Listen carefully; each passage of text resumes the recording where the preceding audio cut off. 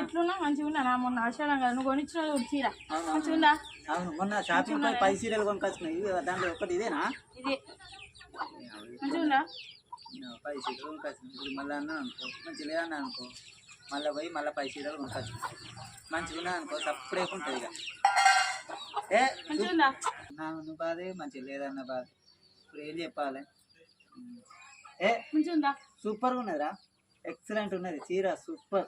మరి ఇంకా కొనిద్దు షాప్ కొనిద్దు పోదాంపా.